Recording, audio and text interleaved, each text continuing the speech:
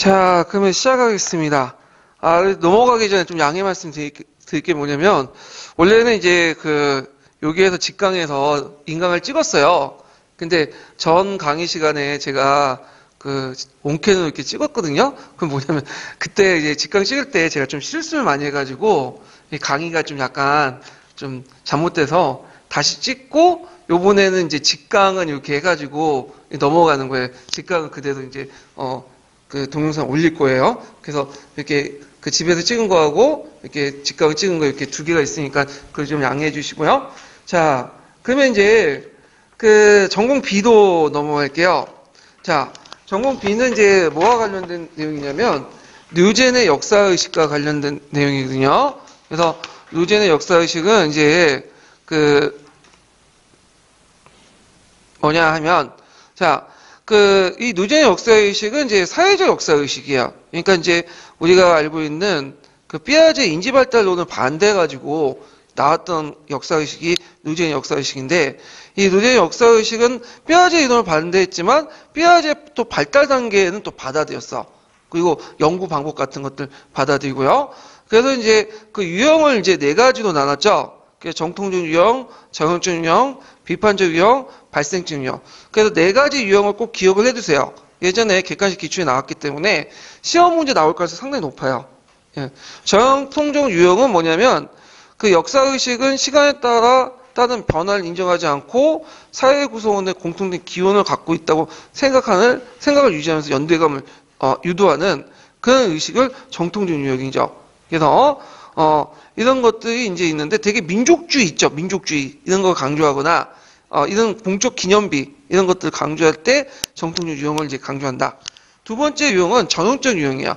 전형적인 유형은 구체적 사건 속의 일반 법칙을 도출해서 다를 경우에 적용을 시도하는 건데 일종의 보편성을 강조하는 거죠. 보편적 원칙. 그러니까 민족이나 시대를 떠나서 모두 적용할 수 있는 그런 것들을 이제 갖추는 건데 이걸 통해서 과거를 통해 현재 교훈을 이제 이용하는 보편적인 성격을 갖고 있다. 비판적 유형은 현재적 가치체계를 문제함으로써 과거와 단절하는 인식인데 이에서 이제 종전에 규정된 자기 이해 방식을 부정하고 정체성을 구성한 거죠. 예를 들어 갖고 예전에는 이제 동성애에 대해서 상당히 부정적이었죠. 근데 이제 이성애 중심의 사고방식에서는 근데 이런 것들을 이제 뭐냐면 극복하고 종전의 동성애에 관련된 역사를 찾아보는 거야. 그래서 이성애적 사고 중심의 역사를 타파하는 그런 것들이 이제 거나 아니면 또 페미니스트 역사소설, 예를 들면 남성 중심의 역사소설에서 여성 중심의 역사소설 이런 것도 이 비판적 유형이에요. 그러면 정통 유형, 전형적 유형, 비판적 유형을 통해서 최종적인 어떤 유형은 뭐냐면 발생적 유형이에요. 발생적 유형은 뭐냐면 이제 개념적 정의가 시간적 변화가 도덕적 가치의 유용성에 대한 논거를 사용해서 과거의 가치와 현재의 가치를 뭐냐면 서로 조화를 이루는 거야. 한쪽의 가치에 언급되지 않고, 그러니까 중점을 두지 않고 서로 조화를 이루는 것이 발생적 유형이다. 예. 이게 이제 네 번째 마지막 유형이에요. 예. 그래서 이거였는데 정통적 유형, 정형적 유형, 비판적 유형, 발생적 유형의 자세한 예들은 제가 강의 시간 때 또 얘기를 했어요. 예, 그거 좀 참조해 주시고요. 자, 그러면 거기에 이제 누젠의 역사의식이 이제 쭉 이제 관련된 문제를 풀어볼게요. 자, 거기 보면 누젠의 역사의식 보고 미래를 증명하는 동시에 현재를 이해하기 위한 과거를 해석하는 인간의 사유를 작용을 생각했다. 이런 인식을 토대로 역사의식을 가와 그다음 정형적 유형, 발생적 유형 이렇게 네 가지로 구분했다. 이렇게 했는데 자, 여기에서 역사의식의 육성 과정은 뭘까요? 피아제 이론을 반대했다고 했죠. 그러니까 아동들의 성장에 따른 자연의 발달이 아니라 생활환경이나 경험, 역사학습을 통해서 하는 거야. 그러니까 선천적으로 자연스럽게 이루어진 게 아니에요. 피아제 단계론에 따라서. 그게 아니라 공부를 해야지 역사를 의식이 발달된다는 거야. 그래서 이런 걸 좀 기억을 해두시고요. 그러면 여기에서 이제 가와 나에 들어갈 유형은 뭘까요? 가는 유형은 이제 우리는 민족 중의 역사적 삶을 띠고 이 땅에 태어났다. 그 다음에 조상의 비난 어를 오늘날 대사를 있는데 이거 어디와 관련된 건 국민교육 현장이죠. 이 국민교육 현장은 뭐와 관련된 정통적 유형이죠. 사회 구성원들의 어떤 공통 기원을 갖고 있다고 생각해서 연대감을 유도하는 그런 방식이죠.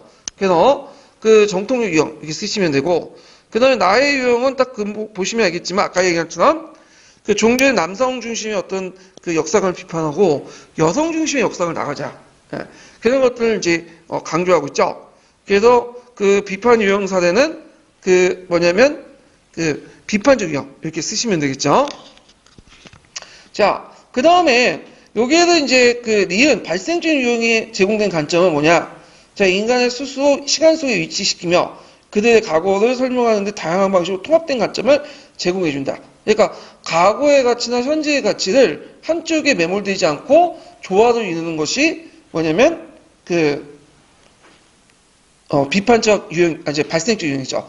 예를 든 게 이런 거죠. 자, 세조가 어린 단종을 죽이잖아요. 그러면 지금 입장을 때는 진짜 나쁜 일이잖아요. 근데 과거에서는 어쩔 수 없었어. 왜냐하면 왕권을 강화하기 위해서는 그 불씨가 될 수 있는 단종을 제거해야 돼. 그때 당시에는. 근데 지금 입장을 때는 그건 나쁘지 않아. 용납할 수 없죠. 그러니까 그때 당시에 그랬지만 지금에는 좀 문제가 있다. 이런 식으로 말을 하면 이게 뭐가 되는 거야? 발생적 유형이야. 왜냐하면 과거의 가치와 현재의 가치를 동시에 조화를 이루잖아요. 이런 것들을 이제 같이 기억을 해두는 것도 좋을 것 같아요. 자, 그러면 2번 문제 볼게요. 2번 문제는 이제 되게 어려운 한자들이 쭉 있는데, 한자를 나올 때, 뭐냐면 당황하지 마시고, 그 단서를 찾으시면 돼요. 일단은 그 단서가 됐던 게 최치원부터 해서, 최치원이 마흔을 고구려하고, 뭐 쭉쭉 있는데, 이거는, 2번 사전 뭐와 관련된 거라고 딱 볼 수 있어요. 동국지지와 관련된 거. 그렇죠. 그러니까 동국지지는 아니지만 동국지지의 영향을 받은 사서예요. 이게 그래갖고 이제 있고, 그러면 여기 기억에 들어갈 공통적인 것은 뭘 적으셔야 될까요? 이제 이거는 이제 그 예전에 한번 기출에 나왔던 번안이죠. 번안. 기억에 들어갈 한문사전은 그 뒤에 참고를 하시고요. 그래갖고 이제 번안이다. 그래서 동국지지부터 정통적인 사망관을 비판하고, 이제는 그 여기 뭐냐 가야 일대를 번안으로 보고, 그 다음에 저기 그 전라도나 충청도 일대를 뭐냐면 마안으로 보고, 그 다음에 저 신라 일대를 진안으로 이렇게 보고, 그런 식으로 보죠. 그래서 종전에 다른 인식과 보이고 있다. 사망관을. 예. 그래서 이제 사망관과 관련돼 가지고 잠깐 문제 그 보충제를 볼게요. 우리는 지금 많은 백제 번안은 가야, 그 다음에 진안 신라 이렇게 알고 있잖아요. 예. 근데 예전 사람들 그렇게 생각하지 않았어요.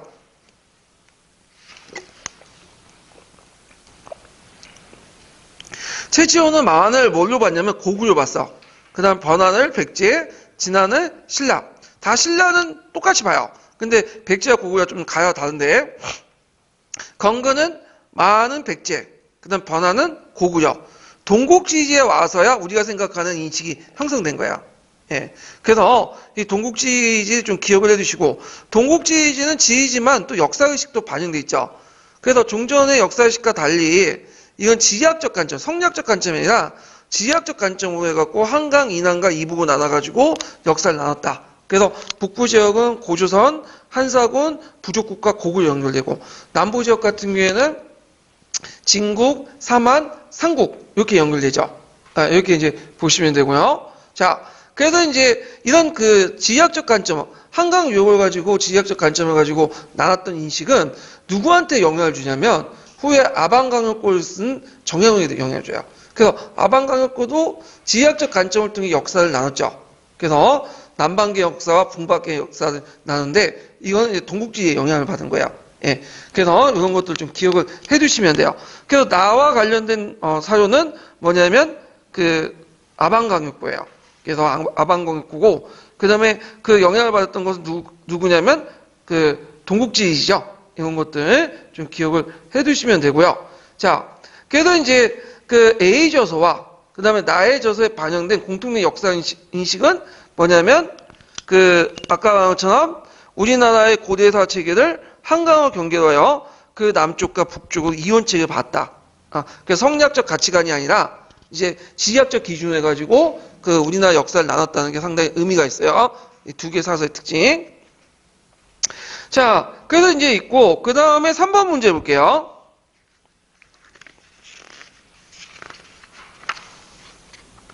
자, 3번 문제는 뭐냐면 중국의 항일운동과 관련된 내용이에요.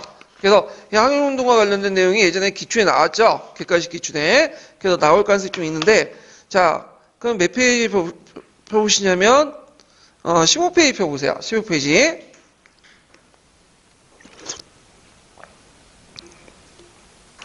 자, 국민당 외교정책 및 한일정책 변화 해가지고 여기 쭉 나왔는데, 이게 단계에 보면 이제 그 1단계, 2단계, 3단계 이렇게 나눠볼 수 있죠. 그래서 이제 제일 대표적인 것이 그 선안내 후양해야. 그래서 선안내 후양해는 무슨 의미예요? 먼저 안을 토벌한 다음에 박을 치자. 그래서 공산당을 토벌해서 일본을 치자는 그 논리인데, 이것이 언제 깨졌냐면 서한사건 후에 깨졌어요. 예, 그런 내용들 좀 기억을 해두시면 되고, 그 다음에 항일 민중투쟁을 볼게요. 국민당 그렇게 생각하지만 민중들 그렇게 생각 안 하죠. 이거 싸워야 되는데 왜 안 싸우냐. 그래갖고 이제 이것이 폭발된 운동이 무슨 운동이냐면 16페이지 보면 12구 운동이 있어요. 이거 외워두세요. 이거 예전에 기출에 나왔던 거야. 11년 기출문제. 그래서 배경을 보면 일본이 북중국 분리운동을 해요. 북중국 분리운동은 뭐냐면 그 당시 만주하고 그 하북 북쪽, 지금은 이제 없어진 지역이지만 그 행정구역 중에 연화성하고 수원성 일대가 있어. 그 지역을 중국과 분리시켜갖고 뭐냐면 자기 지배의 영향력을 주려고 하죠. 그러니까 이제 북경대를 중심으로 한 학생들이 들고 일어난 거야. 그러면서 이 12구 운동을 계기 위해서 전국적으로 확산이 됐다. 그때 이제 이런 학생들뿐만 아니라 시민사회가 조직을 해서 같이 만든 게 뭐냐면 학생 중심의 전국 학생 구국연합이고, 그 다음에, 이것이 좀 더 발전된 것이 이제 정구전이라는 조직이에요. 이거 좀 잘못됐는데, 전국 학생 구국연합회가 아니라, 이게 원래 정구전이라는 조직이에요. 5번이 정구전. 예. 그래서 그 정구전이 이제 전국 학생 구국연합회를 모태로 해갖고, 그 시민사회까지 다 합쳐가지고 만든 조직이거든요. 그래서 이제 국민당이나 공산당이 아닌 그 제3의 조직을 이제 만든 거죠. 중간파들이. 그래서 이때 이제 뭘 주장하냐면 단결 엄호를 반포해. 단결 엄호. 그러니까 단결을 모욕을 막아내기 위한 약간의 기본 요건 해가지고 이때 이제 실세였던 장 정권의 지도 아래 항일 체제를 하자. 그때 이제 중국 공산당이 예전에는 중국 국민당을 싸웠는데 이걸 듣고 모태똥이 이걸 받아들여요. 그래서 너희들 의견에 동조한다.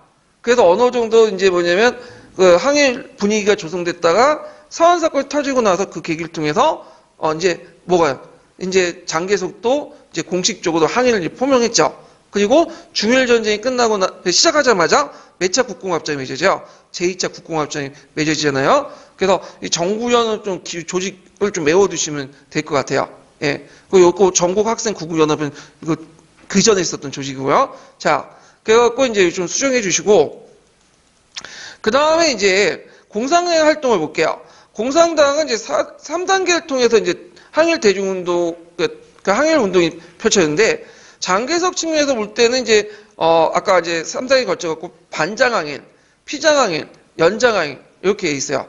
반장항일은 이제 만주사변 전후로 해서 주로 이제 그때는 이 항일 정서를 좀 정치로 이용하는 측면도 있어요. 남경 정부를 타도하는 목적으로. 근데 이런 반장항일에서 피장항일로 이제 넘어가는 그 중간 단계 선언이 뭐냐면 8.1 선언이야. 요거 이제 문제냈던 상당히 유명한 선언인데, 이게 이제 8.1 선언이 뭐냐면 코미테는 7차 대회에 영향을 받았어요. 그 왕명이 작성해서 코미테를 보내고 나중에 중국 공산당이 이제 그걸 이제 공인한 그 내용인데, 이 내용이 뭐냐면 이제 내전 정지를 호소하고 이제 그 장개석을 배제한 지주 자산 계급들을 포함하자 민족 연합 전술 구축을 주장하죠. 그래서 그다음 일본 제국주의와 장개석 타도를 전제로 국방정부나 항일 연구를 수입했는데, 물론 여기에서 이제 장개석을 타도하고 장개석을 배제하자 그 내용이 있지만 그 장개석과 연합할 수 있는 단초는 연합죠. 왜 단초를 연합냐면 그때 강조된 게 민족 연합이거든. 그러다 보니까 나중에 이제 뭐냐면 8.1 선언에서 배제됐던 장개석을 나중에 끌어들이죠. 그래서 그 단계가 이제 넘어간 게 피장항일이에요. 피장항이 뭐냐면 종전의 장개석을 인정하지 않는 단계에서 넘어서 장개석을 인정해. 그래서 장개석 압박을 해갖고 뭘 하자는 거죠? 항일하자는 거죠. 이게 피장항일이죠. 그래서 8일 선언은 반장항일에서 피장항일로 이렇게 넘어가는 중간에 있는 선언이 8일 선언이다. 이게 좀 기억을 해두시면 되고. 그래서 피장항일의 대표적인 게 아까 얘기한 것처럼 모태통이 정구령의 단결 혐오 선언을 지지하고 그리고 국민당에 서한을 보내요.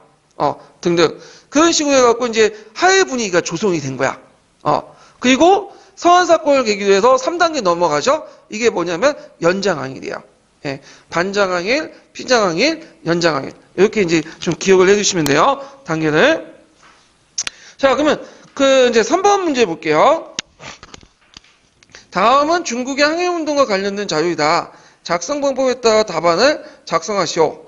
자, 자료 A의 사료 명칭은 8일 선언이죠?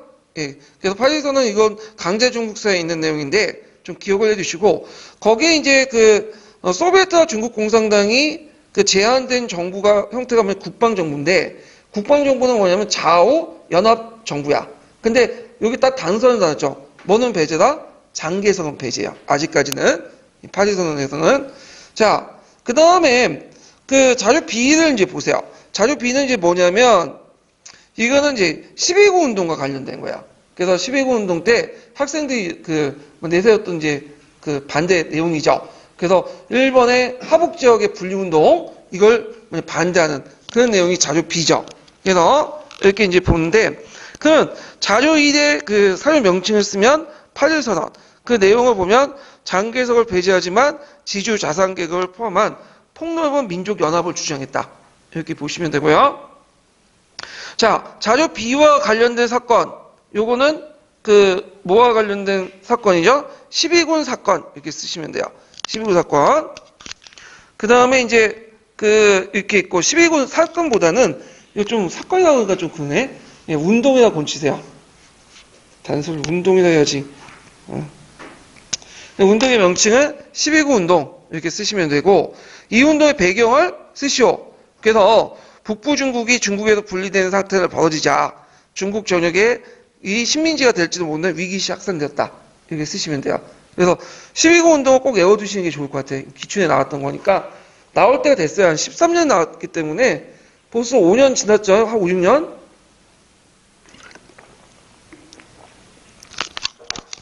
자, 그 다음에 이제 4번 문제 볼게요.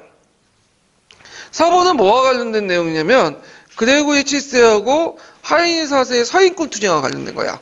그래서 이것도 기출에 한 두세 번 나왔던 거죠. 자주 언급된 부분이고요. 자, 서인권 투쟁과 관련돼 갖고 몇 페이지 펴보시냐면요. 17페이지 펴보세요. 자, 17페이지 보면 이제 이건 뭐냐면 왕권하고 교황권의 이제 어떤 대립과 갈등 관계를 이제 표시했는데 초창기 때는 교회가 왕권에 의해서 권력에 의해서 좀 을의 입장이 있었어요. 왕은 이제 갑이었고 왜냐하면 그 당시에는 이제 민족 이동기이기 때문에 또 이게 침략도 많았잖아요. 그러다 보니까 뭐냐면 교회가 관계가 심히 필요했어. 그래서 성직자들이 알아서 기었어요. 그게 이제 뭐냐면 왕권 신정론이야. 왕권 신정론은 뭐냐면 왕의 권한은 어디에서 위임받았다는 거야? 신으로부터 위임받은. 그러니까 절대왕정 시대 때 뭐하고 비슷하냐면 왕권 순수하고 비슷하죠. 그래서 이제 왕이 뭐도 임명할 수 있냐면 그 당시 성직자들 임명할 수 있는 그런 권한도 있다. 그래서 국왕의 서인권을 정당했는데 이제 봉건사회가 어느 정도 안정되니까 점점 이제 뭐냐면 교황권이 강해져요. 그러면서 이제 새로운 이론이 필요했던 거야. 그때 이제 새로운 이론을 이제 제시했던 사람이 누구냐면 그레고리 7세라는 사람이야. 이 그레고리 7세는 크로니스톤 출신이죠. 이 크로니스톤은 여러분도 알다시피 교회가 너무 부정부패에 빠지니까 개혁을 하자는 스톤이잖아요. 그래서 이제 그때 그레고리 7세는 어떤 생각을 갖고 있냐면 이제는 목자설을 주장해요. 예. 그래서 이제 무슨 이 목자설이 뭐냐면 그레고리 7세 교황은 누구의 후계자죠? 베드로의 후계자죠. 베드로는 누구로부터 위임받았어? 예수로부터 권한을 위임받고 베드로로부터 권한을 위임받은 사람이 누구예요? 교황이죠. 예. 그러니까 교황이 이 세계를 영적으로 주관한다는 거야. 그리고 심지어는 황제조차도 신자기 때문에 그 뭐냐면 그 교황이 이끄는 이제 교황이 목자면 황제조차도 그 목자가 이끄는 뭐야? 순한 양이야. 그러니까 그 양을 처분할 수 있는 권한을 누가 갖고 있는 거예요? 당연히 교황이 갖는 거죠. 그러니까 교황이 황제조차도 폐위시킬 수 있다. 뭐 이런 논리를 이제 제시한 거죠. 그래서 그 나중에 이제 그레고리 7세가 누굴 폐위시킨 거예요? 하인 4세를 폐위시키잖아요. 그래서 이런 것들 이제 연결시켜서 보시면 돼요. 그래서 서인권 문제를 둘러싸고 이제 독일 황제였던 그 하인 4세가 충돌하게 되고 그때 이제 교황권에 관한 규정을 마련해서 교황에도 황제를 폐위시킬 수 있다. 그리고 이제 있고, 그러니까 처음에는 이제 하인 4세 폐위시키니까 그 반발해서 이제 그레고리 7세가 이제 얘를 또 폐위시킨 거야. 서로 상호 폐위시켰다고 보시면 돼요. 자, 그러니까 이제 황제가 그 폐위당하고 파문에 처해지니까 그 예전에는 좀 우습게 봤거든, 교황을. 근데 이때 이제 다급해지가. 왜냐면 그 당시 황제에 반대했던 제후들이 이걸 명분을 삼아갖고 황제를 공격하는 거야. 그러니까 이걸 이제 파문을 초래하잖아요. 그래서 카노사에 가서 굴욕을 당했죠. 이게 유명한 카노사의 굴욕인데 그렇다고 해서 이때부터 막 갑자기 교황권 세진 건 아니에요. 그래서 황제가 파문에 초래되니까 다시 독일에 들어가서 이제 좌파 세력을 구축해갖고 교황을 공격해요. 그래서 그레고리 7세가 쫓겨나죠. 그래서 남이탈리아 돌다가 누구의 도움을 받았냐면 노르만족의 도움을 받고 있다가 죽게 돼요. 근데 이게 왜 중요하냐? 예전에 기출의 문제 나온 거야. 노르만족도의 도움을 받았다. 그레고리 7세가 누구였냐면 노르만족이었어요. 예, 그거 연결되고 그 당시 남이탈리아 지역은 누구의 세력범위였냐면 노르만족도의 세력범위였죠. 그래서 한동안 그 그레고리 7세와 하인 4세가 이제 죽은 후에도 세속권하고 그 당시 교황 간에 다툼이 이어져. 서인권. 그래서 이제 어떤 식으로 이제 마무리 졌냐면 대개 영국, 프랑스, 독일 뭐 비슷한데 전반적으로 서인권 누가 갖고 있는다? 주교가 갖는다. 그러니까 성직자가 갖고 교회 갖고 그 다음에 만약 성직자 제후일 경우에는 독일이 이제 그런 경우가 많은데 성직자이면서 제후일 경우가 많거든요. 그 교회는 성직자의 권한은 임명권 누가 갖는 거죠? 교회가. 제후의 권한 누가 갖고 있느냐? 황제나 왕이. 만약에 성직자 제후가 신설을 거부해버리면 어떻게 해요? 그 영토는 다시 세속 권력 쪽으로 넘어가는 거야. 근데 그 독일은 보은서방은 앞에 영국과 프랑스의 조약과 협약과 동일하지만 한 가지 더 추가됐어. 뭐냐 황제의 권한이 좀 발언권이 강한 식으로 어떻게 조약이냐 만약에 고위 성직자들 있죠. 주교나 뭐 대소도원장의 그 후보가 난립될 경우에는 최종 결정권 누가 갖고 있는다? 황제가 갖는다. 근데 주의할 것은 그 교회가 그냥 뭐 난립되지 않고 유력한 후보가 있으면 원칙적으로 누구예요? 교회가 선임권을 갖고 있는데 3-4명이 왔다 갔다 하면 그때 최종 성정권은 황제가 갖는다. 그 단서가 영국과 프랑스가 좀 달라요. 본서박에 그 내용이 있어요. 그래서 본서박이 예전에 시험문에 나왔기 때문에 암기해 두시는 것도 괜찮을 것 같아요. 그래서 이제 이런 내용도 좀 기억을 해 두시고 자, 그러면 이제 문제 풀어보면 일단은 이제 여기 보면 그 다음 중세시대 때 독일 황제와 교황의 갈등 내용이다. 작성 방법에 따라서 답안을 작성하시오. 이렇게 했거든요. 자, 그대는 폭력으로 획득한 사도의 자리를 내려라. 왜냐하면 바오로 성인에 의해서 거짓 고리와 혐의로 저주받는 것으로 선언되었고 짐의 주교에 대해서 짐과 짐의 주교에 쭉 있는데 이 짐이란 말 자체가 막 쓰니까 이렇게 있는데 니은은 이제 주체가 짐이죠. 하인 4세가 얘기한 거야. 그러면 그대라고 지칭하는 사람은 누구께서? 그레고리 7세죠. 예. 그래갖고 당신의 만약에 교황을 폐임시킨다 하니까 그레고리 7세가 그거에 반발로 해서 하인 4세를 또 뭐 하는 거야? 파문시키죠. 그러니까 폐위와 파문을 서로 하는 거야. 예. 그 과정이죠. 그래서 이때 이제 A와 B 갈등으로 일어난 이탈리아에서 1076년에 일어난 사건이 뭐죠? 카노사의 구조 이렇게 쓰시면 돼요. 자, 그다음 기획이 그냥 그 교회 내의 개혁 2가지 쓰시오. 자, 아까 크로니스온 출신이었죠. 그레고리 7세가. 그래서 이제 그 성직 매매와 성직자 결혼 이런 걸 없애고 그래서 교황의 중앙 집권을 하고 등등. 그다음 교황령을 공표해서 교회 통치와 성직자행위에 대한 규칙을 정하고 등등을 이제 쓰시면 돼요. 예.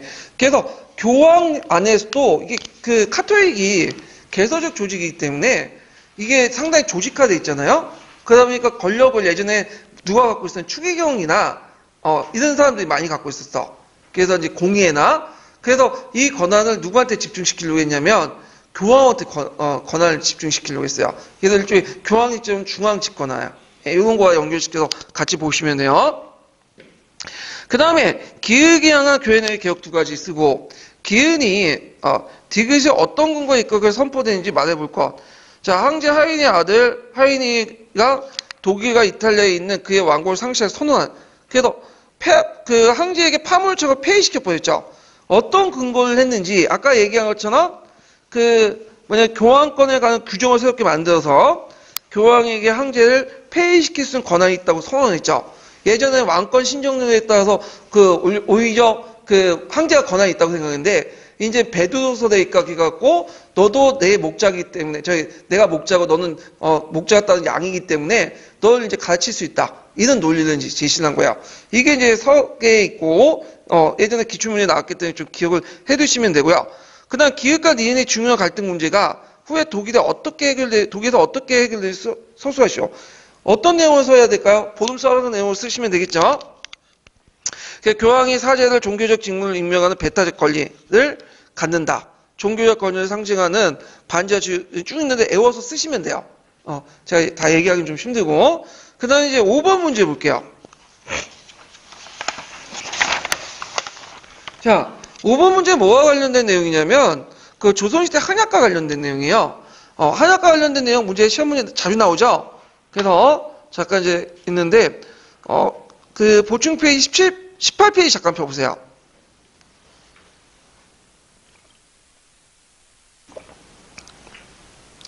그래서 18페이지에 보면 한약의 주체가 이제 크게 세 가지가 나누죠. 수정한약, 주연한약, 그 다음에 동약약. 그거 좀 외워두시고, 그래서 이제 제가 이제 뽀셈이나 한기를 이제 바탕으로 해갖고 이렇게 표를 만들었어요. 그래서 좀 정리를 해두시고요. 그 다음에 뒤에 넘어가서, 그다음 두 번째 유형의 이제 문제가 뭐냐면 한약이 어떻게 보급했냐. 그래서 이제 유황서 복립운동하고 한약 보급운동을 이제 펼친 때 조광조가 이제 한약 실시 보급하다가 이제 나중에 홍국파의 반대로 실패하죠. 요때 조광조가 널리 보급하고자 했던 한약은 무슨 한약이죠? 예전에 시험 문제 나왔는데 이건 주연 한약. 네, 그러니까 수정 중심의 한약이죠. 그래서 이게 문제가 있다. 이게 나중에 비판을 받는데. 그 다음에 이제 선조 때 이제 한약이 이제 보급하려는 과정에서 두 가지 의견이 나오죠. 전국 실시론. 그러니까 조광조든 사림대 행했던 방식으로 중앙정부의 지도 아래 통일된 방식으로 하자. 그래서 주연 한약 방식으로 수정 한약 방식으로 하자. 근데 이에 대해서 이제 이 같은 경우에는 항촌사의 자치적 운영을 통해서 개인적인 차원에서 그러니까 지역별 차이를 인정하는 가운데서 하자. 그래서 그 대표적인 한약이 이해해주 한약이에요. 그래서 전국 실시론과 개별 실시론 좀 기억을 해두시면 될 것 같아요. 자, 그러면 이제 문제를 이제 풀어볼게요. 자, 다음은 조선시대 한약의 유형에 관련된 자료이다. 기억에 들어갈 말을 써보고 기억이 실시한 정치의 목적을 말해보시오. 그리고 공동락과 관련돼서 니은과 관련된 한약 유형의 문제점 한 줄 이내에 쓰고 이 한약 유형이 운영 과정에 다른 조직과 결합 방식을 쓰시오.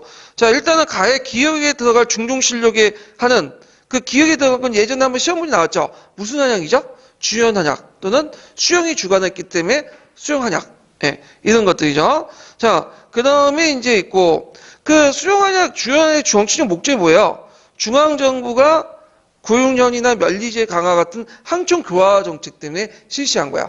그래서 이게 처음에는 실시하려고 했다가 반대가 심했죠. 그래서 무슨 한약으로 바뀌죠? 사족한약으로 바뀌다가 나중에 이제 조선 후기 때 영종조 때 또 중앙집권 강화되면서 뭘로 더 바뀌어요? 주연하고 바뀌죠. 이렇게 왔다 갔다 해요. 예. 그 다음에 나는 거기에 이제 있는데 니은에 들어갈 것이 뭐냐? 예. 부포동과 관련된 건데 이건 동자가 들어갔으니까 이건 뭐야? 독리한약이야. 독리한약. 독리한약은 주요 한약의 말단 조직이야. 독리, 그러니까 마을 단위로 조직했던 건데 원래 독립한약은 상계, 양반들만 조직했던 한약이에요. 근데 나중에 양난이 끝난 후에 사회 질서가 무너지니까 성리학적 질서를 강조하는 과정에서 일반 민중이었던 하계까지 포함을 시켜요. 상계와 하계. 근데 나중에 이제 그 공동납제가 시작되니까 그 민중들이 공동납을 이제 해야 되는데 그 공동납을 하면 양반들이 부담을 할 것을 누구한테 떠넘기죠? 하계. 그 민중들에게 떠넘기니까 독립한약에서 뭐가 떨어져 나가는 거야? 한약이 떨어져 나가요. 예. 그런 것도 이제 과정을 겪게 되는데 그 당시에 이제 그 관련된 내용을 보면 니은과 관련된 한약 유형의 문제점을 한줄에 쓰시오. 독립한약에는 사족들이 상계와 하층민의 하계가 합쳐져 있는데 자연히 그 공동납조에서 누구한테 부담을 냈다? 하층민들에게 부담을 시켰다. 이렇게 이제 보시면 될 것 같아요.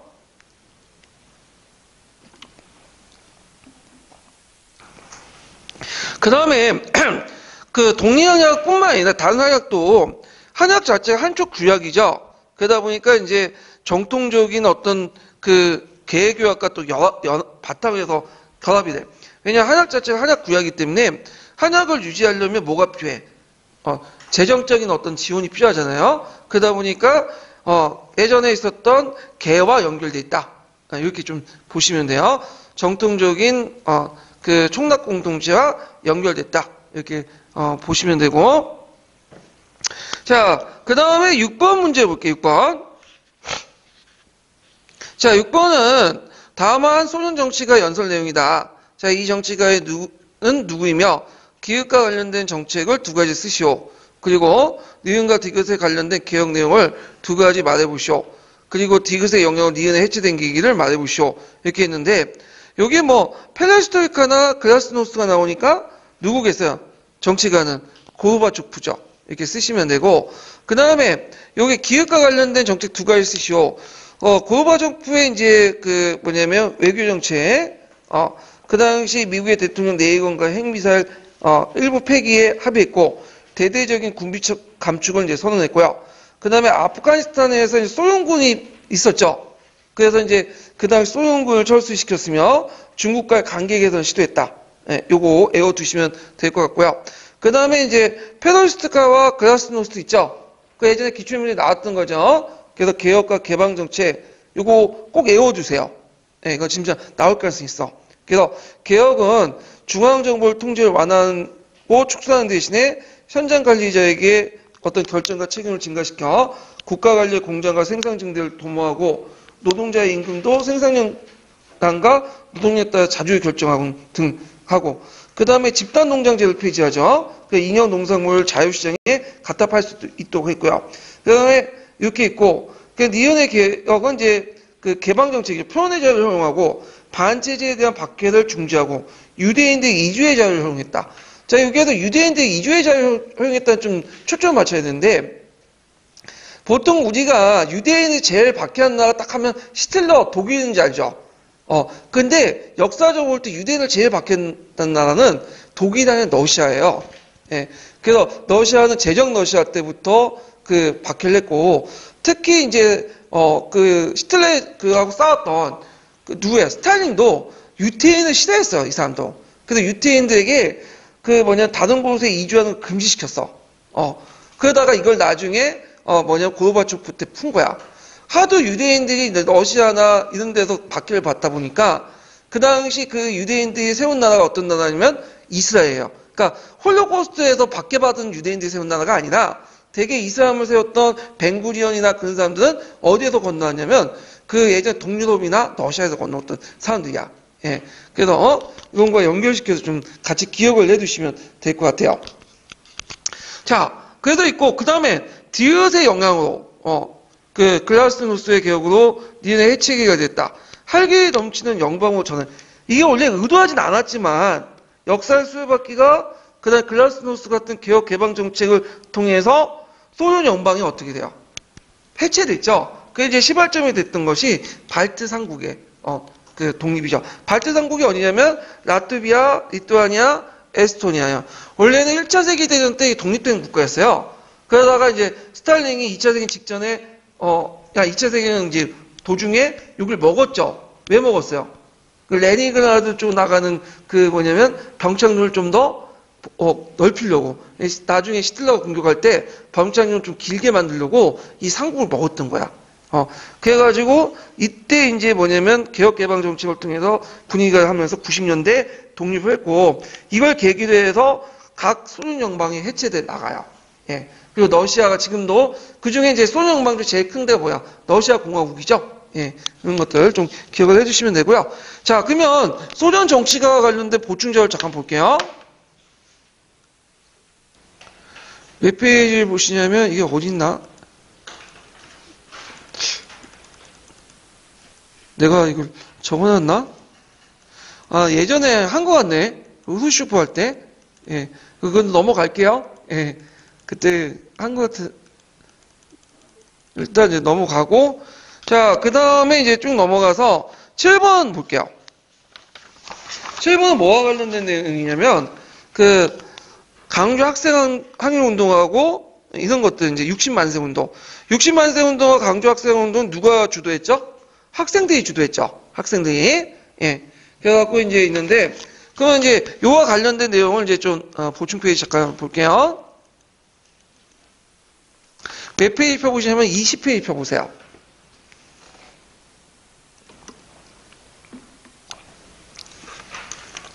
자, 60만세 운동은 배경음을 일제에 강구한 민족 분열 정책, 독립운동 세력 간의 노선 대립, 신민지 교육에 대한 반발 등등이 있었고, 원래는 이제 학생이 중심이 아니었어요. 그래서 그 당시 청년 조직이었던 사회주의 계열과 천도교 세력들이 이제 했는데 도중에 발각이 됐죠. 그러면서 그때 이제 부수로 참여했던 학생들이 거기에 이제 주도를 하게 됐고, 그래서 순조의 인사인을 계기로 해가지고 그 당시 뭐냐면 학생이 됐다. 예. 그래서 그 경문 내용도 좀 기억을 해두시고요. 그 60만세 운동은 의미가 뭐냐면 좌우합작적 성격이 강하기 때문에 나중에 신간의 형성에 큰 영향을 줬다. 이렇게 같이 기억을 해두시면 될 것 같아요.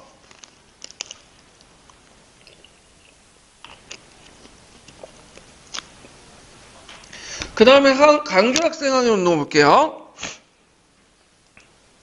자, 강주 학생 항일 운동의 배경은 예전부터 이제 학생들의 비밀 결사 조직이 있었고요.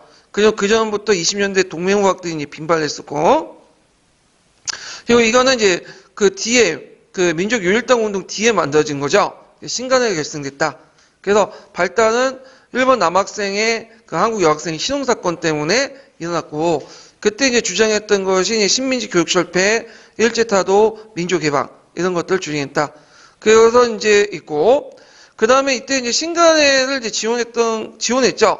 그래서 신간회가 이제 조사단을 파견하고 더 나가서 이제 서울에 올라와서 대규모 대중 집회를 열려고 했는데 도중에 발각이 돼갖고 일제 탄압을 받게 돼요. 그래서 지도부가 바뀌었죠. 그래서 허영 같은 이제 그 강경파에서 온건파 바뀌어져. 김병로를 중심으로. 그래서 이들이 이제 또 자치를 주장하면서 신간의 분열 계기가 되죠. 예전에 기출문제 나왔던 거고요. 자, 그러면 이제 관련된 이제 모의고사 문제를 볼게요. 자, 다음은 이제 이렇게 있는데, 20년대 학생운동 관련된 자료인데, 자료 A는 동맹 후학 건수가 이제 표시되어 있고, 자료 B 이제 학생운동 경문이 있죠. 예. 그래서 가와 나가 이제 두 가지가 있는데, 가는 어디냐면, 강주 학생 항일운동이에요. 예. 그래서 나는 여기 보면, 이건 60만세 운동이에요. 예, 60만세 운동. 예. 그래서 60만세 운동하고 강주 학생 운동을 구분하는 게 뭐냐면 60만세 운동은 좀 경제적 내용이 되게 많아. 왜 경제적인 내용이 많게 노동조건 개선 뭐 이런 게. 이건 뭐냐면 60만세 운동은 누가 참여했죠? 사회주의 계열이 많이 참여했기 때문에 좌우합작적인 성격이 강하기 때문이죠. 그래서 이걸 좀 구별하시면 그렇게 쉽게 찾을 수가 있어요. 자, 그러면 이제 자료 A를 보면 1920년대 후반때 동맹후학 때 주장했던 자료 A에 들어갈 수 있는 내용. 자료 이제 내세웠던 게 뭐냐면, 자료 A에 들어갈 게 뭐냐면, 그 당시 이제 신민지 교육 철폐와 조선인 본인의 교육을 요구했어요. 신민지 철폐, 교육 철폐와 조선어 본인의 교육. 왜냐하면 예전에는 주로 일본어를 주로 많이 사용했죠. 교육에서. 일본어가 국어, 국사가 됐잖아요. 그 다음에 아직까지는 이 이원화된 교육 시스템이었어. 그래서 그 뭐냐면 1차부터 해서 2차까지는 대개 보면 일본인 교육제도와 그 다음에 그 조선인 교육제도가 달랐죠. 그래서 조선인들은 보통학교에 들어가서 그다음 고등보통학교, 전문학교 갔고요. 그 다음에 그 조선에 거주한 일본인들은 어떻게 소학교, 그 다음에 중학교, 그 다음에 대학교죠. 한 대표 늦었던 거야. 그래서 이 이원화된 그 교육제도가 하나 합쳐진 거는 몇 차 조선경영이죠? 3차 조선경영이죠. 예. 자, 그래서 이제 이렇게 연결시켜서 이제 보시면 될 것 같아요. 자, 그래서 이제 있고, 그 다음에 그 가해경문 관련 운동과 관련돼서 조선청년 동맹회와 신간의 활동 내용을 각각 말해보시오. 신간의 활동 내용은 각각 쓰실 거야, 금방. 신간에는 이제 여러분도 알다시피 이걸 이제 어떻게 하려겠죠? 신간에는 이걸 이제 전국적인 대중운동 확산시키려고 했죠. 그리고 그 당시 이제 전국적인 대중운동을 확산시키려고 여긴 좀 생각돼 있지만 서울로 올라가서 대중집회를 만들려고 했어. 계획이 있죠. 물론 개최하기 전에 이제 일제 탄압을 받고 안 됐지만 자, 그다음 조선청년동맹회는 이 명칭 자체도 좀 외워두세요.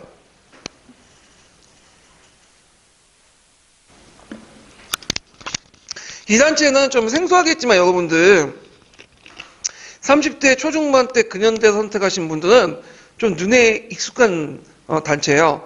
이 단체는 뭐냐면 그 당시 20년대 청년운동이 있었거든요. 이 청년운동도 자익과 우익이 나눠져 있었어. 여러 단체들이 뭐냐면 분립돼 있었고. 근데 신간회가 창설할 무렵에 그 청년운동도 좌우 합작이 일어나요. 그때 좌우 합작 조직을 만든 것이 뭐냐면 조선청년동맹회예요. 예.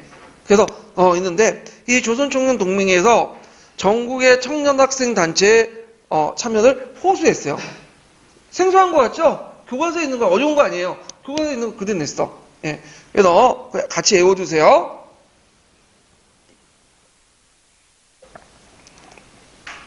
그래서 뭐 이렇게 제 모의고사를 이제 풀다가 너무 어렵다. 성적이 잘 안 나온다. 어려워서 도저히 포기해야 되겠다. 그러신 분들이 좀 있더라고요. 근데 모의고사 성적은 너무 신경 쓰지 마세요. 이거 모의고사 성적이 학교하고 전혀 관련이 없더라고요. 저도 저희 임용 시험 볼 때 학원에 가서 이제 모의고사를 이제 봤는데 전공 그때 70점이었어요. 지금 80점이죠. 30점 맞았어. 30점. 반타작도 못했어. 근데 실제 점수를 까보니까 50 몇 점이 맞은 거야. 그러니까 그 모의고사 문제보다도 모의고사 실제 시험은 더 쉽게 나와요. 답답형은 주로 나오고. 예. 근데 왜 이렇게 어렵게 냈냐? 쉽게 내면 그 의미가 없기 때문에 그렇거든요. 그래서 그리고 문제를 실제 시험은 한 번 내잖아. 근데 모의고사 몇 번 내냐면 14번이나 내요, 제가. 근데 14번 내는데 다 쉬운 거만 배치할 수 없어. 그러니까 어쩔 수 없이 그냥 꼼꼼히 낼 수밖에 없는 거고. 그 예전에 총괄평가 문제도 있었잖아요. 그러니까 그걸 염두에 가지고 문제를 또 보충하는 차원에서 낸 거야. 그러니까 너무 실망하지 마요. 만약에 내가 이걸 못 풀었다면 실망하지 마시고 애워야겠다는 생각부터 하세요. 그리고 다음에 이와 유사한 문제가 나오면 쓸 수 있다는 어떤 자신감부터 가지세요. 그게 제일 좋은 거지. 모의고사 그거 본다고 해서 점수가, 예전에 우리가 수능 보는 모의고사 그렇게 생각하지 마세요. 수능 모의고사하고, 뭐냐면 수능은 거의 상관관계가 있잖아요? 근데 인고 모의고사하고는 상관관계가 없어. 예. 그러니까 너무, 신경 쓰지 말고 참조자로서만 공부를 해두세요. 자. 그러면 다시 나가서, 나는 이제 뭐냐면, 아까 얘기했던, 뭐와 관련된 운동이었죠? 60만세 운동이었죠. 그래서 60만세 운동은 학생들이 민중운동의 주체로 나온 거야. 그러니까 1910년대는 학생들이 주체가 아니에요. 그러니까 되게 엘리트 중심으로 성인 중심이었지. 근데 이제 이때부터 학생들이 민중운동의 주체였어. 자신들의 역할을 자각하는 계기가 됐고, 요 말 꼭 집어넣으셔야죠. 사회주의 세력과 민족주의 계열이 합칠 수 있는 분위기가 형성된 거야. 그래서 이걸 바탕으로 나중에 뭐가 만들어진 거죠? 신간회가 만들어지고, 그 신간회가 나중에 강주 학생회 운동을 지원했죠. 그래서 60만세 운동하고 강조 학생항해 운동 그 중간 사이에 신간회가 만들어졌다. 이것도 같이 기억해. 신간회 몇 년에 만들어졌죠? 신간회는 1927년에 만들어졌죠. 27년. 네, 이런 것들. 자, 그래서 이제 이런 것들과 이제 연결시켜서 보시면 되고. 그 다음에 기획의 구호가 광문 속에 들어간 배경은 뭐냐? 자, 일체의 납세를 거부하자. 일본인 공장의 직공을 총파업해라. 등등. 이렇게 했는데, 이 당시 20년에 농민운동과 노동운동이 상당히 활성화되어 있어요. 그래서 사회주의 학상 배경과 관련되어 있다. 이렇게 쓰시면 돼요. 사회주의 학상 배경. 예, 20년에 들어와서 이제 사회주의가 널리 확산되면서 농민운동과 노동운동이 활성화됐죠. 이런 거와 연결돼서 보시면 되고. 자, 그 다음에 이제 이렇게 있고, 그 다음에 이 배경으로서 이제 뭘 또 들어갈 수 있냐면, 이게 그 쓰신 분도 있을 것 같아. 그 배경이니까 요게 60만세 운동에 사회주의 세력이 개입했다. 이렇게 쓰신 분이 있을 것 같으니까 이것도 문제를 내면 좀 명확히 낼 필요가 있어갖고 들어갈 사상적 배경을 쓸 거 이렇게 좀 집어넣으세요. 그래야지 좀 명확할 것 같아. 이렇게 사상적 배경을 쓸 거. 그러면 사회주의 학상 배경과 관련돼 있다. 예. 자, 그래서 이제 있고 뒤에 넘어가서 보너스 문제 나중에 풀어보기도 하고요. 8번 문제 볼게요. 자, 여기 이제 8번 문제는 또 내용 조직이 이제 나왔는데, 앞에 이제 내용 조직은 이제 뭐와 관련된 내용 조직이냐면, 그건 수업 내용 조직이에요. 근데 여기는 뭐와 관련된 내용 조직이냐면, 국가 수준의 교육 내용 조직이에요. 국가 수준의. 그래서 그 전에 이제 개통성, 전에 이제 뭐냐면, 그 계속성, 그다음 계열성, 통합성 풀었죠. 그걸 좀 더 구체화시켜갖고 이제 문제를 한번 내어봤어요. 그래서 계열성 중에 대표적인 그 방법이 뭐와 관련된 거죠? 환경학대법이죠. 환경학대법과 항대화법과 다른 그 내용 조직 방법을 이제 내봤고, 환경학대법을 비판했던 이론이 뭘까요? 이간의 이항대비적 방식이죠. 이항대비적 방식. 예. 그래서 이항대비적 방식을 가에 이제 자주 입어내겠어요. 근데 요거 이항대비적 방식이 좀 어렵게 보여. 왜 어렵게 보이냐면, 파란 책에 있는 간단한 걸 낸 건 아니라, 갈색 책에 있는 걸 냈어요. 이항대비적 방식이, 뭐냐면 갈색 책에도 있거든요. 하도 요즘에 이제 갈색 책을 좀 내는 추세에서 갈색 책을 냈어요.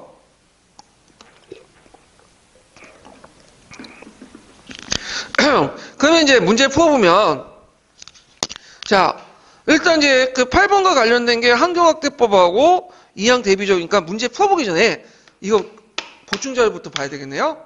자, 보충자료 몇 페이지 펴보시냐면요. 21페이지. 네. 자, 환경학대법. 환경학대법은 시험 문제 자주 나오죠. 지금 7자 교육과정 반영돼 있고, 환경학대법의 별칭이 뭘까요? 지평학대법이에요. 똑같은 말이에요. 그래서 삐아지 이론을 바탕으로 해서 이제 심리적 접근 방법이고, 영역 중립 인지 이론으로서 공간적 계열하다. 그래서 이제 그 뭐냐면 환경학대법이 이제 학습자 생활 주변을 소재로 갖고 국가나 국제 그 사회도 범위가 확대되는 거고요.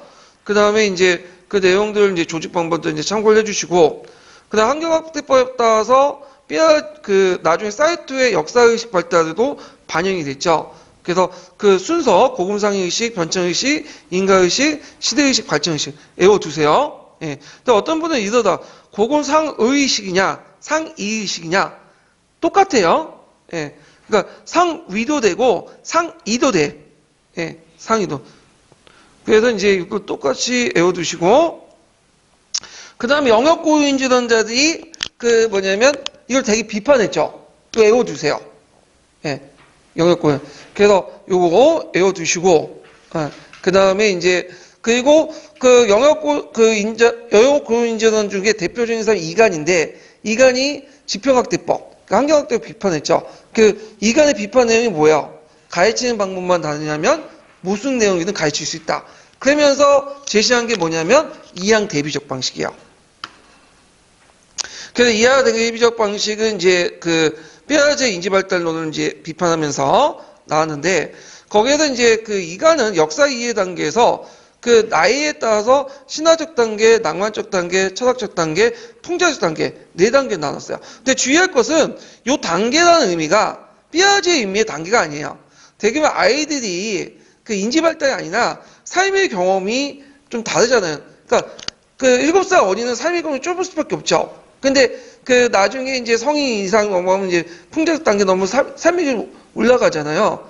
그러면 역사를 이해하는 것도 삶의 경험이 많으면 많을수록 뭐야? 이해가 빨리 돼. 그래서 내가 이걸 느낀 게 뭐냐면 중학생이 역사를 배우는 거하고 그 다음에 고등학생이 역사를 배우는 거와 지금 성인이 역사를 배우는 것도 있잖아요.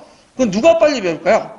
물론 수학이나 과학 같은 경우에는 나이가 어디면 어디서 이렇게 빨리 배우는데 역사 같은 경우 이해 능력은 암기 능력 빼고 이해 능력은 어디가 많은 성인들이 금방 이해가 돼. 그럼 성인들이 왜 금방 이해가 되겠어요?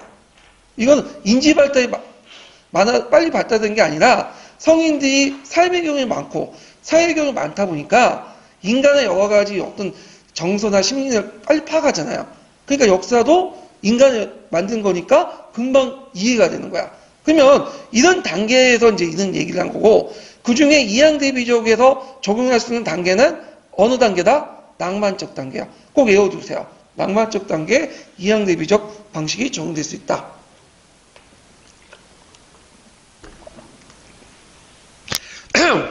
이항대비적 방식은 그 모든 복잡한 사실을 뭘로 나누는 거죠? 2개로 나누는 거죠. 뭐 성각, 용기, 비겁. 마찬가지로 역사를 이제 관련된 거 다 제거하는 거야. 그래서 고려 말기 이제 정치상을 할 때 여러 복잡한 걸 다 빼고 뭐와 뭘로 설명해요? 신진사대부와 그 다음에 누구와의 대립? 권문세족과의 대립. 그리고 신진사대부들은 친명적, 권문세족은 신원적. 이런 식으로 이제 대비해서 결국은 누가 이겼죠? 신진사대부가 이긴 거죠. 그래서 그 나머지 외에 복잡한 내용들은 다 배제하는 거야. 예. 이게 이제 뭐냐면 이항대비적 방식이죠.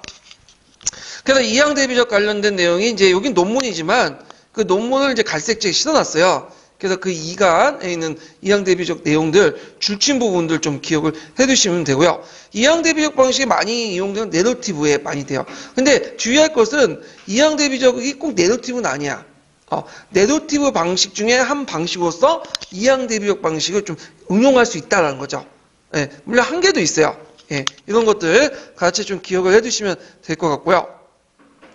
그래서 논문 내용들 같이 이제 쭉 봐주세요. 그래서 그 이항대비적 방식 중에 보면 여기 이제 그 낭만적 시각 가지기, 그다음 내용을 이야기 형태에 조직한 거, 결론 있죠. 요거 중간에 무슨 내용까지는 외울 필요는 없을 것 같은데 거기 단계의 명칭은 외워줄 필요는 있어요.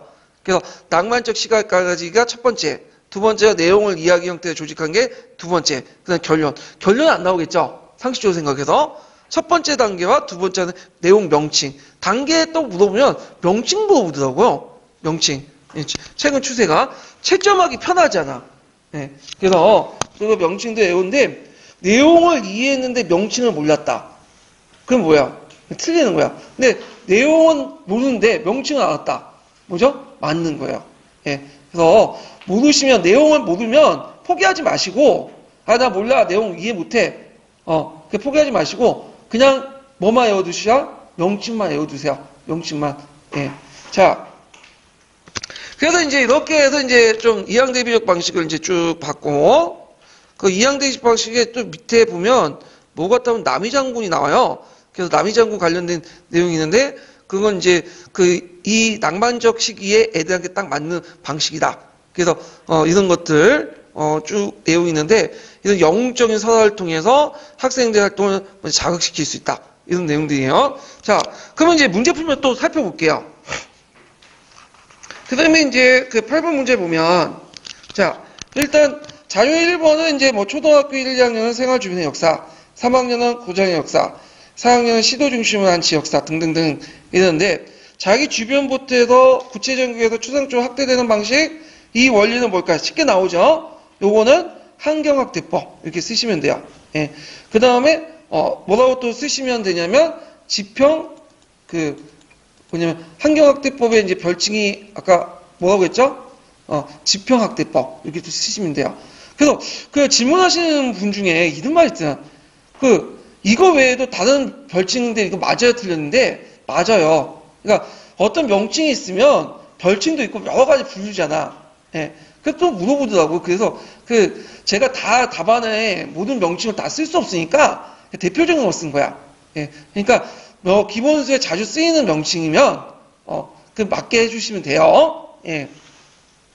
그렇다고 해서 뭐 특별하게 이상한 거 쓰면 안 되죠. 예를 들어 갖고 보호 전쟁을 트랜스팔 습격 사건 이렇게 쓰면 잘 쓰지 않는 명칭이거든요. 그런 것들은 좀 배제하고요. 잘 쓰는 명칭인데 자주 쓰이는 명칭은 다 맞다. 네. 자, 그 다음에 기억의 원리에 대해서 대한 니은에 관련된 사례, 비판 사례를 자료 1 내용을 고려해서 두 가지 쓰시오. 요거는 이제 제가 잘 읽지는 못하겠지만 어디에 있는 내용을 쓰시면 되냐면 녹색 책에 있어요. 관련 내용이 있어요. 예. 그래갖고 초등학교 학습자는 반드시 자신의 주변에 소재에 관심을 갖는 게 아니라 먼 우주나 고대 신화에도 관심을 갖는다 등등 이런 것들 한 두세 가지 외워가지고 쓰시면 될 것 같아요.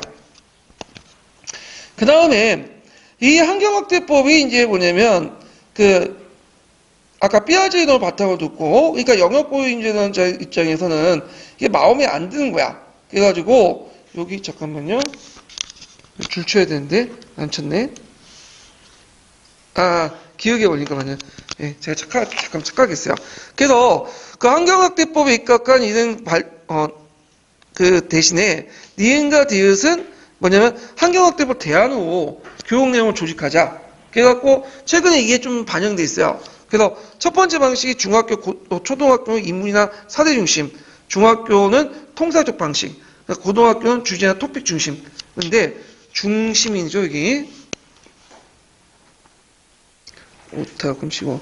자, 그러면 요거는 이제 니은과 관련된 기준은 뭐냐면 단원 평성을 달리하게 하는 거야. 단원 평성을. 예. 그래서 이제 있고 그 다음에 이제 중학교는 고대사, 중세사, 고등학교는 근현대사 이렇게 하는데 이거는 뭐냐면 내용 자체를 달리해서 학교급별로 이제 차이를 두는데 학교급별이라는 건 중학교, 고등학교 차이를 두는데 첫 번째 방법이 단원 평성을 하는 거고요. 두 번째가 뭐냐면 내용 자체를 달리하는 거야. 그래서 내용 자체를 달리하는 것은 지금은 좀 그렇지만 예전에 교육과정에서는 했죠. 09년 개정 교육과정은. 그래서 중학교에서는 주로 정근대사 중심으로. 그 다음에 고등학교는 뭐죠? 근현대사 중심으로. 예, 이렇게 했다. 좀 기억을 해두시면 되고 세계에서는 12년 개정 교육과정 바뀌었더라고요. 그래서 이제 약간 문제가 있는데 지금 15년 개정 교육과정 개정에서는 근데 12년 개정 과정 고등학교 한국사는 지금도 마찬가지예요. 예. 그래서 근현대사 비중이 좀 약간 더 많아. 5대 5지만. 예. 그래서 이제 파악을 해 두시고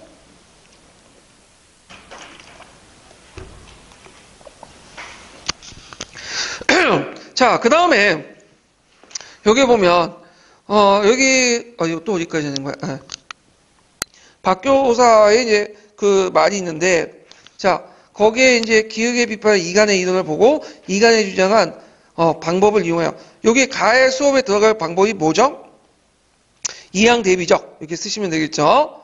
그 다음에 가는 내러티브를 좀 적용할 수 있다 그죠? 완벽하게 적용하지 못하더라도 그래서 내러티브적 이용 방법을 쓰시오. 그래갖고 내러티브 이용 방법이 갈색 책에 있어요. 그걸 이제 외우고 쓰시면 돼요.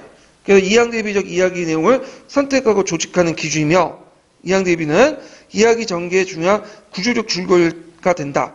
우리는 내러티브 역사를 이해하거나 서술할 경우 이항 대비적 대비를 내세워 이와 관련이 없는 사실을 배제한다. 이걸 이제 쉬운 말로 뭘 하냐면 도식화를 한다 하죠. 도식화.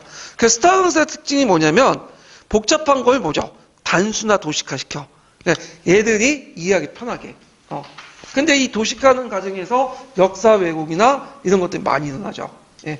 근데 뭐 그게 상관이 있나? 왜곡을 하든 말는 건 시험 문제로 잘 맞추면 되죠. 예. 그래서 이런 게 좀 기억을 해두시면 되고. 자, 그 다음에 나와 다에 들어갈 말을 쓰시오. 자, 역사 이해, 이간이 생각과 역사 이해 생각과 신화적 단계, 그 다음에 나에 들어갈 게 뭐죠? 낭만적 단계죠. 낭만적 단계. 낭만적 단계에 이항 대비적 방식을 적용할 수 있다. 그 다음에 철학적 단계, 풍자적 단계인데, 자, 낭만적 단계 이제 수업 방식으로서 이항 대비적 방식으로서 낭만적 시각 가지기. 두 번째 단계가 이제 그 뭐죠? 이항 대비적 수업 방식의 두 번째 단계가 내용을 그 이야기 형태로 조직하는 거. 이렇게 쓰시면 돼요. 그 다음에 마지막 결론. 이렇게.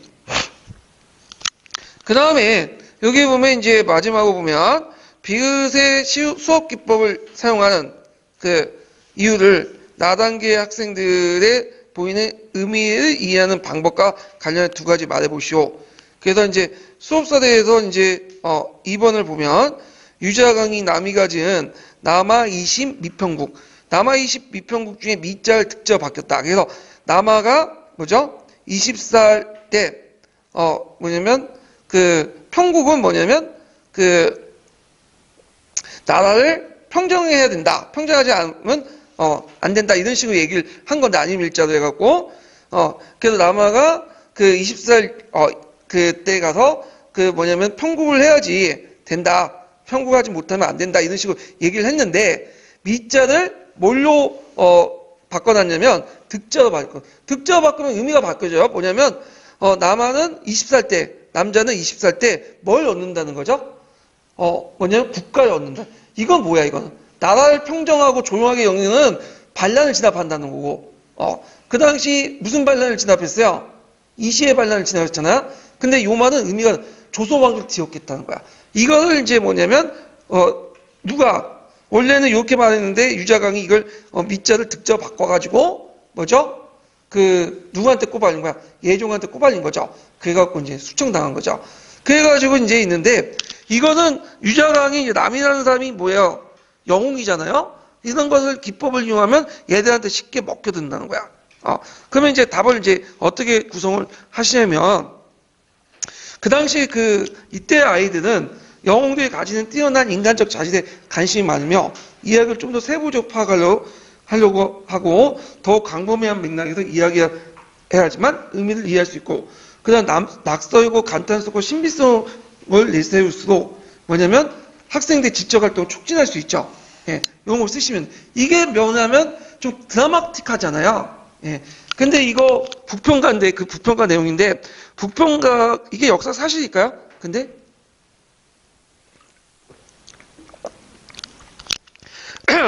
그 남이를 이제 유자강이 남이를 이제 뭐냐면 죽인 거는 이것 때문에 그런 게 아니라 그 남이가 예전에 이제 보니까 혜성이 이제 내려온 걸 보고 혜성이 내려왔구나 해가지고 그걸 얘기했는데 이걸 뭐냐 유자강이 영모로 꾸민 거예요. 이 부평가는 나중에 만들어진 거예요. 그래서 역사 사실이 아니에요. 이걸 잠못 인용했다가는 그 팩트 자체가 틀려. 재밌죠? 근데 이 세상에 재밌는 건 역사 사실은 거의 한 7, 80%는 뭐냐면 거의 나중에 만들어진 거야. 문학 작품이야. 문학 작품이야, 문학 작품. 예, 이거는. 그래서 여러분들 이건 문학 시간에 배운 내용이지 역사 시간에 배운 내용은 아니에요. 예. 자, 뭐 그렇게 보고 그 다음에 한 가지 놓친 게 있는데 그 미은을 보고 그 당시 사대 일본을 통해 그 당시 뭘 이제 유추한 거냐면 잠깐만 이게 어디 갔나? 잠깐만요. 여기 잠깐 비읍이 있고 아니라 제가 비읍을 했는데 문제가 잘못 만들었네. 거기 비읍 아닌데 비읍을 참조하는 게 아니라 뭘 참조하냐면 미은을 참조하세요. 아까쯤에 그 잘못만 했네 제가. 거기 가해 방법을 멍청이 쓰고 거기 비읍이라고 했죠. 비읍은 그 수업 기법이고 그 사대 1번 미인을 참조해서 그 내러티브의 이용 특징을 말하는데 건문세조 행포 신의사비 해갖고 이원적 대입을 해갖고 나머지는 배제시켰잖아요. 그걸 쓰시면 돼요. 예, 이렇게 답을 구성하시면 되고요. 그래서 비읍을 미음으로 수정해 주세요. 예. 잠깐 제가 끊고 보너스 문제로 넘어갈게요.